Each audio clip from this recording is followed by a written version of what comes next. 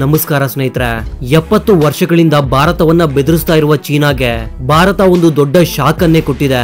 ಭಾರತ ಒಂದು ಮಾತನ್ನು ಕೂಡ ಮಾತನಾಡದೆ ಚೀನಾದ ಜೊತೆಗೆ ಸೈಲೆಂಟ್ ವಾರ್ ಅನ್ನ ಮಾಡ್ತಾ ಇದೆ. ಭಾರತ ಶುರು ಮಾಡಿರುವ ಈ ಪ್ರಾಜೆಕ್ಟ್ ಭಾರತದ ಪ್ರಜೆಗಳಿಗೆ ಸುರಕ್ಷಾ ಕವಚವಾಗಲಿದೆ. ಆದ್ರೆ ಚೀನಾಗೆ ಮಾತ್ರ ಈ ಪ್ರಾಜೆಕ್ಟ್ ಇಂದ ದೊಡ್ಡ ಪೆಟ್ಟು ಬೀಳಲಿದೆ. ಅಷ್ಟಕ್ಕೂ ಚೀನಾ ಅಷ್ಟೊಂದು ಭಯ ಪಡೋದಕ್ಕೆ ಭಾರತ ಏನ್ ಮಾಡ್ತಾ ಇದೆ? ಅಮೆರಿಕ ಕೂಡ ಭಾರತದ ಈ ನಿರ್ಧಾರವನ್ನ ನೋಡಿ ಆಶ್ಚರ್ಯ ಪಡ್ತಾ ಇದೆ. ಚೀನಾ ಬ್ರಹ್ಮಪುತ್ರ ನದಿಯ ಮೇಲೆ ಡ್ಯಾಮ್ ಅನ್ನ ನಿರ್ಮಾಣ ಮಾಡಿ ನೀರನ್ನ ಅಲ್ಲೇ ಶೇಖರಿಸಿ ಭಾರತಕ್ಕೆ ನದಿಯ ಮೂಲಕ ನೀರು ಬರದೇ ಇರೋ ತರ ಮಾಡಿ ಭಾರತದ ಕೆಲವು ಪ್ರದೇಶಗಳಲ್ಲಿ ನೀರಿನ ಬರಗಾಲ ಬರೋ ತರ ಮಾಡಬೇಕು ಅನ್ನೋದು ಚೀನಾದ ಪ್ಲಾನ್ ಆಗಿತ್ತು. ಜೊತೆಗೆ ಡ್ಯಾಮ್ ಅಲ್ಲಿ ಹೆಚ್ಚು ನೀರನ್ನ ಸ್ಟೋರ್ ಮಾಡಿಕೊಂಡು ಸಡನ್ ಆಗಿ ಡ್ಯಾಮ್ ಗೇಟ್ಸ್ ಅನ್ನು ಓಪನ್ ಮಾಡಿ ಆ ಪ್ರದೇಶಗಳಲ್ಲಿ ಜಲಪ್ರಳಯವನ್ನ ಸೃಷ್ಟಿ ಮಾಡಬೇಕು ಅನ್ನೋದು ಚೀನಾದ ಮಾಸ್ಟರ್ ಪ್ಲಾನ್ ಆಗಿತ್ತು. ಆದ್ರೆ ಭಾರತಕ್ಕೆ ಈ ವಿಷಯ ತಿಳಿದ ತಕ್ಷಣ ತುಂಬಾ ಸ್ಟ್ರಾಟಜಿಯಿಂದ ಆ ಪ್ಲಾನ್ ಗೆ ಚೆಕ್ ಇಟ್ಟಿದೆ ಭಾರತ. ಭಾರತ ತನ್ನ ಸ್ಟ್ರಾಟಜಿಯಿಂದ ಬ್ರಹ್ಮಪುತ್ರ ನದಿಯ ಮೇಲೆ ನಿರ್ಮಾಣ ಮಾಡಲು ಖರ್ಚು ಮಾಡಿದ ಸಾವಿರಾರು ಕೋಟಿ ಡಾಲರ್ಸ್ ಎಲ್ಲ ಈಗ ನೀರು ಪಾಲಾಗೋ ರೀತಿ ಮಾಡಿದೆ. ಭಾರತ ತುಂಬಾ ವಿದೇಶಾಂಗ ವಿಧಾನಗಳ ಮೂಲಕ ಬ್ರಹ್ಮಪುತ್ರ ನದಿಯ ಮೇಲೆ ನಿರ್ಮಾಣ ಮಾಡಿದ ಡ್ಯಾಮ್ ಅನ್ನ ಭಾರತದ ವಿರುದ್ಧ ಬಳಸಬೇಕು ಅಂತ ಅನ್ಕೊಂಡಿದ್ದ ಚೀನಾ ಪ್ಲಾನ್ ಗಳೆಲ್ಲ ಈಗ ವೃಧಾ ಆಗಿವೆ. ಇನ್ನು ಬ್ರಹ್ಮಪುತ್ರ ನದಿಯ ಮೇಲೆ ಚೀನಾ ನಿರ್ಮಾಣ ಮಾಡ್ತಿರುವ ಈ ಡ್ಯಾಮ್ ಬಗ್ಗೆ ಮಾತನಾಡಿದ್ರೆ ಬ್ರಹ್ಮಪುತ್ರ ನದಿಯ ಮೇಲೆ ನಡೀತಾ ಇರುವ ಚೀನಾದ ಪ್ರಾಜೆಕ್ಟ್ ಬಗ್ಗೆ ಪೂರ್ತಿಯಾಗಿ ವಿವರಿಸ್ತೀನಿ, ಗಮನವಿಟ್ಟು ಕೇಳಿ. ಇದು ಪ್ರಪಂಚದಲ್ಲೇ ಅತಿ ದೊಡ್ಡ ಜಲವಿದ್ಯುತ್ ಅಣೆಕಟ್ಟು ನಿರ್ಮಾಣ. ಇದನ್ನ ಟಿಬೆಟ್ ನಲ್ಲಿರುವ ಹಾರ್ಲೋಂಗ್ ಜಾಂಗ್ಬೋ ಪ್ರದೇಶದಲ್ಲಿ ನಿರ್ಮಾಣ ಮಾಡಿದ್ದಾರೆ. ಈ ಪ್ರಾಜೆಕ್ಟ್ ಬಗ್ಗೆ ಮುಖ್ಯ ವಿವರಗಳು ಹೀಗಿವೆ. ಈ ಅಣೆಕಟ್ಟನ್ನ ಗ್ರೇಟ್ ಬೆಂಡ್ ಪ್ರಾಂತ್ಯದಲ್ಲಿ ನಿರ್ಮಾಣ ಮಾಡ್ತಿದ್ದಾರೆ. ಇಲ್ಲಿ ನದಿ 2000 ಮೀಟರ್ ಎತ್ತರದಿಂದ 50 ಕಿಲೋಮೀಟರ್ ದೂರದಲ್ಲಿ ಒಂದು ದೊಡ್ಡ ಯೂಟರ್ನ್ ಅನ್ನ ತೆಗೆದುಕೊಳ್ಳುತ್ತೆ. ಈ ಪ್ರಾಜೆಕ್ಟ್ ನ ಅಂದಾಜಿನ ಬೆಲೆ ಸುಮಾರು $137 ಬಿಲಿಯನ್. ಇದು ಚೀನಾದ 3 ಗಾರ್ಜಸ್ ಡ್ಯಾಮ್ ಗಿಂತ ದೊಡ್ಡದು. ಈ ಪ್ರಾಜೆಕ್ಟ್ ಪ್ರತಿ ವರ್ಷ 300 ಬಿಲಿಯನ್ ಕಿಲೋವಾಟ್ ಅವರ್ಸ್ ಗಳ ವಿದ್ಯುತ್ ಅನ್ನ ಉತ್ಪಾದನೆ ಮಾಡಬಲ್ಲದು. ಅಷ್ಟೇ ಅಲ್ಲ, ಬರೋಬ್ಬರಿ 3 ಮಿಲಿಯನ್ ಜನರ ವಾರ್ಷಿಕ ವಿದ್ಯುತ್ ಬೇಡಿಕೆಯನ್ನ ಈ ಡ್ಯಾಮ್ ತೀರಿಸಬಲ್ಲದು. ಬ್ರಹ್ಮಪುತ್ರ ನದಿಯನ್ನ ಚೀನಾದವರು ಯಾರ್ಲಂಗ್ ಸಂಕ್ಪು ಅಂತ ಕರೀತಾರೆ. ಇದೇ ನದಿ ಅರುಣಾಚಲ ಪ್ರದೇಶದಿಂದ ಹರಿದು ಪೂರ್ತಿ ಅಸ್ಸಾಂ ರಾಜ್ಯಗಳಿಗೆ ಜೀವ ನದಿಯಾಗಿದೆ. ಆದ್ರೆ ಚೈನಾ ಮಾತ್ರ ಟಿಬೆಟ್ ಅಲ್ಲಿ ಈ ನದಿ ಮೇಲೆ ಒಂದು ದೊಡ್ಡ ಡ್ಯಾಮ್ ಅನ್ನ ನಿರ್ಮಾಣ ಮಾಡ್ತಾ ಇದೆ. ಈ ಡ್ಯಾಮ್ ನ ಉದ್ದೇಶ ಕೇವಲ ವಿದ್ಯುತ್ ಉತ್ಪಾದನೆ ಮಾಡೋದಲ್ಲ, ಭಾರತದ ಮೇಲೆ ನೀರಿನ ಮೂಲಕ ಹಿಡಿತವನ್ನ ಸಾಧಿಸೋಕೆ ಪ್ರಯತ್ನಿಸ್ತಾ ಇದೆ. ಒಂದು ವೇಳೆ ಚೀನಾ ಈ ನೀರನ್ನ ತಡೆದ್ರೆ ಅಲ್ಲೇ ಹತ್ತಿರದಲ್ಲಿರುವ ಭಾರತದ ರಾಜ್ಯಗಳಲ್ಲಿ ನೀರಿನ ಬರಗಾಲ ಬರುತ್ತೆ. ಅದೇ ಒಂದೇ ಬಾರಿಗೆ ಹೆಚ್ಚು ಪ್ರಮಾಣದಲ್ಲಿ ನೀರನ್ನ ಬಿಟ್ಬಿಟ್ರೆ ಆ ಪ್ರದೇಶಗಳಲ್ಲಿ ಪ್ರವಾಹ ಬರುತ್ತೆ. ಚೀನಾದ ಈ ಪ್ಲಾನ್ ಅನ್ನ ಅರ್ಥ ಮಾಡಿಕೊಂಡು ಭಾರತ ಒಂದು ನಿರ್ಧಾರವನ್ನ ತೆಗೆದುಕೊಂಡಿದೆ. ಅಂದ್ರೆ ಒಂದು real time water intelligence network ಅನ್ನ ಅಲ್ಲಿ ರೆಡಿ ಮಾಡ್ತಾ ಇದೆ. ಇದು ಚೈನಾ ಯಾವಾಗ ಏನ್ ಮಾಡುತ್ತೆ ಅನ್ನುವ ಮಾಹಿತಿಯನ್ನ ಆದಷ್ಟು ಬೇಗ ನಮ್ಗೆ ತಿಳಿಸುತ್ತೆ. ಚೈನಾ ನೀರನ್ನ ಬಿಡುಗಡೆ ಮಾಡುವ ಮೊದಲು ಭಾರತಕ್ಕೆ ಮೊದಲೇ ಎಚ್ಚರಿಕೆ ಬರುತ್ತೆ. ಭಾರತ ಬ್ರಹ್ಮಪುತ್ರ ನದಿಯ ಮೇಲೆ ಹೈಟೆಕ್ ಸೆನ್ಸಿಂಗ್ ಸ್ಟೇಷನ್ಗಳು, satellite mapping, ground radar system ಗಳ ಮೂಲಕ ಇದನ್ನ ಸಾಧಿಸೋಕೆ ಹೊರಟಿದೆ. ಈಗ ಚೀನಾ ಮಾಡುವ ಕುತಂತ್ರಗಳು ನಮ್ಗೆ ಆದಷ್ಟು ಬೇಗನೆ ತಿಳಿಯುತ್ತೆ. ಅಷ್ಟೇ ಅಲ್ಲದೆ ಭಾರತ ದೇಶ ಅರುಣಾಚಲ ಪ್ರದೇಶ ಹಾಗೂ ಅಸ್ಸಾಂ ಅಲ್ಲಿ ಬ್ರಹ್ಮಪುತ್ರ ನದಿಯ ತೀರದಲ್ಲಿ ಚಿಕ್ಕ ಡ್ಯಾಮ್ ನಿರ್ಮಾಣ ಮಾಡೋದಕ್ಕೆ ಒಂದು ಬ್ಲೂ ಪ್ರಿಂಟ್ ಅನ್ನ ತಯಾರಿ ಮಾಡಿದೆ. ಇದರಿಂದ 2 ಪ್ರಯೋಜನಗಳು ಇವೆ. ಮೊದಲನೇದು, ಚೀನಾ ನೀರನ್ನ ತಡೆದ್ರೆ ಈ ಚಿಕ್ಕ ಡ್ಯಾಮ್ ಗಳ ಮೂಲಕ ರೈತರಿಗೆ ಬೇಕಾಗುವಷ್ಟು ನೀರನ್ನ ನಮ್ಮ ಬಳಿ ನಾವು ಸ್ಟೋರ್ ಮಾಡ್ಕೊಂಡಿರ್ತೀವಿ. ಎರಡನೇದು, ಚೈನಾ ಅಕಸ್ಮಾತ್ ಆಗಿ ಹೆಚ್ಚು ಪ್ರಮಾಣದಲ್ಲಿ ನೀರನ್ನ ಬಿಟ್ಬಿಟ್ರೆ ಭಾರತದಲ್ಲಿರುವ ಡ್ಯಾಮ್ಗಳು ಆ ನೀರಿನ ವೇಗವನ್ನ ಕಡಿಮೆ ಮಾಡಿ ಪ್ರವಾಹ ಬರದೇ ಇರೋ ತರ ನೋಡಿಕೊಳ್ಳುತ್ತೆ. ಅಂದ್ರೆ ಚೀನಾ ಮಾಡ್ತಿರುವ ಕುತಂತ್ರಿ ಪ್ಲಾನ್ ಗಳೆಲ್ಲ ಈಗ ಫೇಲ್ ಆಗ್ತಾ ಬರ್ತಿವೆ. ಹಾಗೂ ಮುಖ್ಯವಾದ ವಿಷಯವೇನೆಂದ್ರೆ ಭಾರತ ಹೈಡ್ರೋಲಾಜಿಕ್ ಡೇಟಾವನ್ನ ಸ್ಯಾಟಲೈಟ್ ನ ಮುಖಾಂತರ ರಿಯಲ್ ಟೈಮ್ ಅಲ್ಲಿ ಟ್ರ್ಯಾಕ್ ಮಾಡೋದಕ್ಕೆ ಶುರು ಮಾಡಿದೆ. ಇದರಿಂದ ಚೈನಾ ಮಾಡುವ ಪ್ರತಿ ಮೂವ್ಮೆಂಟ್ ಅನ್ನ ನಾವು ಮೊದಲೇ ಗಮನಿಸಬಹುದು. ಅದು ಹೇಗೆ ಮಾಡಲಿದ್ದಾರೆ ಅಂತ ಈಗ ನಿಮ್ಗೆ ತಿಳಿಸ್ತೇನೆ.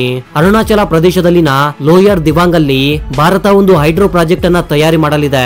ಇದು ಕೇವಲ ಭಾರತಕ್ಕೆ ಬೇಕಾಗುವ ವಿದ್ಯುತ್ ಅನ್ನ ಉತ್ಪಾದನೆ ಮಾಡೋದಿಲ್ಲ, ಅದರ ಜೊತೆಗೆ ಚೀನಾದ ಕುತಂತ್ರಿ ಪ್ಲಾನ್ ಅನ್ನ ತಡೆಯುವ ಶಕ್ತಿ ಇದಕ್ಕೆ ಇದೆ. ಈ ಪ್ರಾಜೆಕ್ಟ್ ಅನ್ನ ಬ್ರಹ್ಮಪುತ್ರ ನದಿಗೆ ಸಹಾಯಕ ನದಿಯಾಗಿರುವ ಒಂದು ನದಿಯ ಮೇಲೆ ನಿರ್ಮಾಣ ಮಾಡ್ತಿದ್ದಾರೆ. ಇದರ ಹೆಸರು ದಿಬಾಂಗ್ ಮಲ್ಟಿಪರ್ಪಸ್ ಪ್ರಾಜೆಕ್ಟ್. ಇದು ಸಾಧಾರಣವಾದ ಡ್ಯಾಮ್ ಅಷ್ಟೇ ಅಲ್ಲ. ಈ ದಿಬಾಂಗ್ ಪ್ರಾಜೆಕ್ಟ್ ನ ಟೋಟಲ್ ಕೆಪಾಸಿಟಿ ಬಂದು ಬರೋಬ್ಬರಿ 800 ಮೆಗಾವಾಟ್ಸ್ ಇರಲಿದೆ. ಹಾಗೂ ಇದರ ನಿರ್ಮಾಣದ ಖರ್ಚು ಸುಮಾರು 199 ಕೋಟಿ ರೂಪಾಯಿಗಳು. ಇದು ನಮ್ಮ ದೇಶದಲ್ಲಿ ಇಲ್ಲಿಯವರೆಗೂ ಅತ್ಯಂತ ದೊಡ್ಡ ಜಲವಿದ್ಯುತ್ ನ ಪ್ರಾಜೆಕ್ಟ್ ಆಗಿದೆ. ಇದು ಪೂರ್ತಿಯಾಗಿ ಅಲ್ಲಿನ ಸುತ್ತಮುತ್ತ ಪ್ರದೇಶಗಳಿಗೆ ಬೇಕಾಗುವಷ್ಟು ವಿದ್ಯುತ್ ಅನ್ನು ಉತ್ಪಾದನೆ ಮಾಡಬಲ್ಲದು. ಮುಖ್ಯವಾಗಿ ಈ ಡ್ಯಾಮ್ ಚೀನಾದ ಗಡಿಗೆ ತುಂಬಾನೇ ಹತ್ತಿರದಲ್ಲಿ ಇರುತ್ತೆ ಹಾಗೂ ಇದರಿಂದ ಸಿಗುವ ವಿದ್ಯುತ್ನ ಶಕ್ತಿ ಅರುಣಾಚಲ ಹಾಗೂ ಅಸ್ಸಾಂ ರಾಜ್ಯಗಳಿಗೆ ಮತ್ತೊಂದು ಹೊಸ ಜಲವಿದ್ಯುತ್ ಶಕ್ತಿ ಸಿಗುತ್ತೆ. ಈ ಪ್ರಾಜೆಕ್ಟ್ ಪೂರ್ತಿ ಮಾಡೋದಕ್ಕೆ ಸುಮಾರು 9 ವರ್ಷಗಳ ಸಮಯ ಬೇಕಾಗುತ್ತೆ. ಆದ್ರೂ ಪ್ರಾರಂಭದಿಂದಲೇ ಚೀನಾ ಮೇಲೆ ಪ್ರೆಷರ್ ಕ್ರಿಯೇಟ್ ಆಗ್ತಾ ಇದೆ. ಈ ಪ್ರಾಜೆಕ್ಟ್ ನಲ್ಲಿ ನಿರ್ಮಾಣ ಮಾಡುವ ಡ್ಯಾಮ್ ನ ಎತ್ತರ 273 ಮೀಟರ್ಗಳಾಗಿರುತ್ತೆ. ಅಂದ್ರೆ ಇದು ಕೇವಲ ಸಾಂಕೇತಿಕ ನಿರ್ಮಾಣ ಅಲ್ಲ, ಭಾರತ ದೇಶದ ಭವಿಷ್ಯತ್ತಿಗೆ ತುಂಬಾನೇ ಉಪಯೋಗವಾಗುತ್ತೆ. ಇದರಲ್ಲಿ 6 ಸುರಂಗಗಳು ಇರಲಿವೆ. ಇವು ಒಂದು ಕಡೆ ನೀರನ್ನ ಸ್ಟೋರ್ ಮಾಡ್ತವೆ, ಮತ್ತೊಂದು ಕಡೆ ವಿದ್ಯುತ್ ನ ಉತ್ಪಾದನೆಯನ್ನ ನಿರ್ಧರಿಸ್ತವೆ. ಇದು ಬ್ರಹ್ಮಪುತ್ರದಂತಹ ಅಸ್ಥಿರ ನದಿಯನ್ನ ನಿಯಂತ್ರಿಸಲು ಅತ್ಯಾಧುನಿಕ ವಿಧಾನವಾಗುತ್ತೆ. ಇನ್ನು ಇದರ ಅತಿ ದೊಡ್ಡ ಪ್ರಯೋಜನ ಪ್ರವಾಹಗಳನ್ನ ತಡೆಯುವುದು. ಹೌದು, ಮಾನ್ಸೂನ್ ಕಾಲದಲ್ಲಿ ಅಸ್ಸಾಂ ಹಾಗೂ ಅರುಣಾಚಲ ಪ್ರದೇಶದಲ್ಲಿ ಬ್ರಹ್ಮಪುತ್ರ ನದಿಯಿಂದ ಉಂಟಾಗುವ ಪ್ರವಾಹವನ್ನ ನಿಯಂತ್ರಣ ಮಾಡುವುದು. ಅಂದ್ರೆ ಈ ಪ್ರಾಜೆಕ್ಟ್ ನ ಸಹಾಯದಿಂದ ಮಾನ್ಸೂನ್ ಪ್ರವಾಹವನ್ನ ತುಂಬಾನೇ ಸುಲಭವಾಗಿ ತಡೆಯಬಹುದು. ಅಂದ್ರೆ ಕೇವಲ ಪ್ರಾಣ ನಷ್ಟ, ಆಸ್ತಿ ನಷ್ಟವನ್ನ ತಡೆಯೋದು ಅಷ್ಟೇ ಅಲ್ಲದೆ ವ್ಯವಸಾಯ ಹಾಗೂ ಗ್ರಾಮೀಣ ಜೀವನಕ್ಕೆ ತುಂಬಾನೇ ಸಹಾಯವಾಗುತ್ತೆ. ಪ್ರತಿ ವರ್ಷ ಪ್ರವಾಹಗಳಿಂದ ತತ್ತರಿಸುವ ಈ ಪ್ರದೇಶಗಳು ಈಗ ಅಭಿವೃದ್ಧಿ ಕಡೆ ತಮ್ಮ ಹೆಜ್ಜೆಯನ್ನ ಹಾಕಬಲ್ಲವು. ಆದರೆ ಈ ಪ್ರಾಜೆಕ್ಟ್ ನ ಮುಖ್ಯಾಂಶ ಚೀನಾಗೆ ಕೊಟ್ಟ ಸವಾಲಾಗಿದೆ. ಚೈನಾ ಬ್ರಹ್ಮಪುತ್ರ ಮೇಲೆ ಡ್ಯಾಮ್ ಅನ್ನ ನಿರ್ಮಾಣ ಮಾಡಿ ಭಾರತ ರಾಜ್ಯಗಳಲ್ಲಿ ನೀರಿನ ಬರಗಾಲ ಬರೋ ತರ ಮಾಡಬೇಕು ಅಂತ ಪ್ಲಾನ್ ಹಾಕುವ ಸಮಯದಲ್ಲಿ ಭಾರತ ತನ್ನ ಸ್ವಂತ ಪ್ರಾಜೆಕ್ಟ್ ಅನ್ನ ಶುರು ಮಾಡಿದೆ. ಚೀನಾ ಡ್ಯಾಮ್ ಕೇವಲ ತನಗೆ ಲಾಭ ಮಾಡಿಕೊಂಡಿದ್ರೆ ಭಾರತದ ಡ್ಯಾಮ್ ಜಲ ವಿದ್ಯುತ್ ನ ಜೊತೆಗೆ ಪ್ರವಾಹವನ್ನ ತಡೆಯುವ ಕೆಲಸ ಮಾಡುತ್ತೆ ಹಾಗೂ ಗಡಿಭಾಗದಲ್ಲಿ ಸ್ಥಿರತ್ವವನ್ನ ತೆಗೆದುಕೊಂಡು ಬರುತ್ತೆ. ಈಗ ಚೀನಾ ಸಡನ್ ಆಗಿ ದೊಡ್ಡ ಪ್ರಮಾಣದಲ್ಲಿ ನೀರನ್ನ ಹರಿಬಿಟ್ರು ಕೂಡ ದಿವಂಗ್ ಪ್ರಾಜೆಕ್ಟ್ ನ ಮೂಲಕ ಭಾರತ ದೇಶ ಆ ಅಪಾಯವನ್ನ ತಡೆಯಬಲ್ಲದು. ಭಾರತ ಸರ್ಕಾರ ಈ ಪ್ರಾಜೆಕ್ಟ್ ಅನ್ನ ಕೇವಲ ಒಂದು ವಿದ್ಯುತ್ ಕೇಂದ್ರವಾಗಿ ಅಲ್ಲದೆ ಒಂದು ರಕ್ಷಣಾ ಕವಚವಾಗಿ ಅಭಿವೃದ್ಧಿ ಮಾಡಲು ಹೊರಟಿದೆ. ಚೀನಾ ಯಾವಾಗಲೂ ಅರುಣಾಚಲ ಪ್ರದೇಶವನ್ನ ತನ್ನದೇ ಎಂದು ವಾದಿಸ್ತಾ ಇರುತ್ತೆ. ಆದ್ರೆ ಈ ಪ್ರಾಜೆಕ್ಟ್ ನ ಮೂಲಕ ಭಾರತ ದೇಶ ತನ್ನ ಗಡಿಭಾಗ ಅಷ್ಟೇ ಅಲ್ಲದೆ ಅಲ್ಲಿರುವ ಪ್ರಜೆಗಳಿಗೆ ಕೂಡ ಒಂದು ಭರವಸೆಯನ್ನ ಕೊಡುತ್ತೆ. ಈ ಪ್ರಾಜೆಕ್ಟ್ ಪೂರ್ತಿ ಆಗೋದಕ್ಕೆ 9 ವರ್ಷಗಳ ಸಮಯ ಹಿಡಿಸಿದ್ರು ಕೂಡ ಈಗಾಗಲೇ ಚೀನಾ ಎದೆಯಲ್ಲಿ ಭಯ ಹುಟ್ಟಿದೆ. ಯಾಕಂದ್ರೆ ಭಾರತ ಪ್ರತಿ ಹೆಜ್ಜೆಯನ್ನ ತುಂಬಾನೇ ಯೋಚನೆ ಮಾಡಿ ಇಡ್ತಾ ಇದೆ. ಹಾಗಂತ ಇಲ್ಲಿಗೆ ಕತೆ ಮುಗಿತು ಅಂತ ಅನ್ಕೋಬೇಡಿ.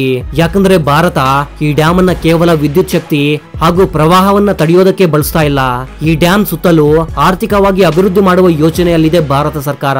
ಅಂದ್ರೆ ಈ ಪ್ರದೇಶದಲ್ಲಿ ಸೋಲಾರ್ ಪ್ಲಾಂಟ್ಸ್, ಚಿಕ್ಕ ಚಿಕ್ಕ ಫ್ಯಾಕ್ಟರಿಗಳು ಹುಟ್ಟಿಕೊಳ್ತಿವೆ. ಇದರಿಂದ ದಕ್ಷಿಣ ಪೂರ್ವ ಭಾರತ ದೇಶದಲ್ಲಿರುವ ಸ್ಥಳೀಯ ಆರ್ಥಿಕ ವ್ಯವಸ್ಥೆಯಲ್ಲಿ ಅಭಿವೃದ್ಧಿಯನ್ನು ನೋಡಬಹುದು. ಈಗಾಗಲೇ ಅರುಣಾಚಲ ಪ್ರದೇಶದಂತಹ ರಾಜ್ಯಗಳು ದಿಲ್ಲಿಯಿಂದ ತುಂಬಾನೇ ದೂರದಲ್ಲಿವೆ. ಆದ್ರೆ ಈ ಪ್ರಾಜೆಕ್ಟ್ ಇಂದ ಆ ಪ್ರದೇಶದಲ್ಲಿ ತುಂಬಾನೇ ಡೆವಲಪ್ಮೆಂಟ್ ಆಗಲಿದೆ. ಹೆದ್ದಾರಿಗಳು, ರೈಲ್ವೆ ಮಾರ್ಗಗಳು, ವಿಮಾನ ನಿಲ್ದಾಣಗಳು, ಇಂಟರ್ನೆಟ್ ನ ಸೌಲಭ್ಯಗಳಲ್ಲಿ ಕೂಡ ಹಣವನ್ನ ಇನ್ವೆಸ್ಟ್ ಮಾಡಲಿದ್ದಾರೆ. ಇದರಿಂದ ಅಲ್ಲಿರುವ ಜನರಿಗೆ ಹೆಚ್ಚು ಉದ್ಯೋಗ ಅವಕಾಶಗಳು ಸಿಗುತ್ತೆ. ಇದು ಜಾತಿಯ ಭದ್ರತೆಗೆ ಕೂಡ ತುಂಬಾನೇ ಸಹಾಯವಾಗುತ್ತೆ. ಇಲ್ಲಿ ಮತ್ತೊಂದು ಆಸಕ್ತಿಕರ ವಿಷಯವೇನೆಂದ್ರೆ ಈ ಪ್ರಾಜೆಕ್ಟ್ ನ ಜೊತೆಗೆ Bharat Himalayan glacier monitoring system ಅನ್ನ ಕೂಡ ಪ್ರಾರಂಭ ಮಾಡೋದಕ್ಕೆ ಸಿದ್ಧತೆಗಳನ್ನ ಮಾಡ್ಕೊಳ್ತಾ ಇದೆ. ಇದರಿಂದ ನೀರಿನ ಪ್ರವಾಹ, ಗ್ಲೇಷಿಯರ್ ಕರಗುವ ಮಾಹಿತಿಗಳನ್ನ ನಾವು ತುಂಬಾನೇ ಸುಲಭವಾಗಿ ಟ್ರ್ಯಾಕ್ ಮಾಡಬಹುದು. ಈ ಸಿಸ್ಟಮ್ ಭಾರತವನ್ನ ಪ್ರವಾಹಗಳಿಂದ ಇಲ್ಲ ನೀರಿನ ಬರಗಾಲದ ಬಗ್ಗೆ ಮುನ್ನೆಚ್ಚರಿಕೆಯನ್ನ ಕೊಡಬಲ್ಲದು. ಪ್ರಸ್ತುತ ವಾತಾವರಣದಲ್ಲಿ ಬರ್ತಾ ಇರುವ ಬದಲಾವಣೆಗಳಲ್ಲಿ ಇದು ಒಂದು ದೊಡ್ಡ ಸಾಧನೆ ಅಂತಾನೆ ಹೇಳಬಹುದು. ಇದರ ಜೊತೆಗೆ ಈ ಪ್ರಾಜೆಕ್ಟ್ ನ ಮುಖಾಂತರ ಭವಿಷ್ಯದಲ್ಲಿ ಪ್ರವಾಸಿ ಸ್ಥಳವಾಗಿ ಬದಲಾಯಿಸಲು ಪ್ರೋತ್ಸಾಹ ಸಿಗಲಿದೆ. ಪ್ರವಾಸಿಗರು ಈ ಡ್ಯಾಮ್ ಅನ್ನ ನೋಡಲು ಇಲ್ಲಿಗೆ ಬರಬಹುದು. ಸಾಮಾನ್ಯವಾಗಿ ಈ ಪ್ರದೇಶ ತುಂಬಾನೇ ಸುಂದರವಾಗಿ ಇರುತ್ತೆ. ಅಂದ್ರೆ ಕೇವಲ ಈ ಡ್ಯಾಮ್ ಅನ್ನ ನೋಡಲು ಪ್ರವಾಸಿಗರು ಬರೋದಿಲ್ಲ, ಬದಲಿಗೆ ಸುತ್ತಮುತ್ತ ಇರುವ ತುಂಬಾನೇ ಸುಂದರವಾದ ಪ್ರದೇಶಗಳನ್ನ ನೋಡಲು ಕೂಡ ಬರ್ತಾರೆ. ಇದ್ರ ಬಗ್ಗೆ ನಿಮ್ಗೇನ್ ಅನ್ಸುತ್ತೆ ತಪ್ಪದೆ ಕಾಮೆಂಟ್ ಮಾಡಿ. So that was then for my dear thinkers. ಮತ್ತೊಂದು ಇಂಟ್ರೆಸ್ಟಿಂಗ್ ಆದ ವಿಡಿಯೋ ಜೊತೆ ಮತ್ತೆ ಸಿಗ್ತೀನಿ. ಅಲ್ಲಿವರೆಗೂ ಜೈ ಹಿಂದ್, ಜೈ ಕರ್ನಾಟಕ.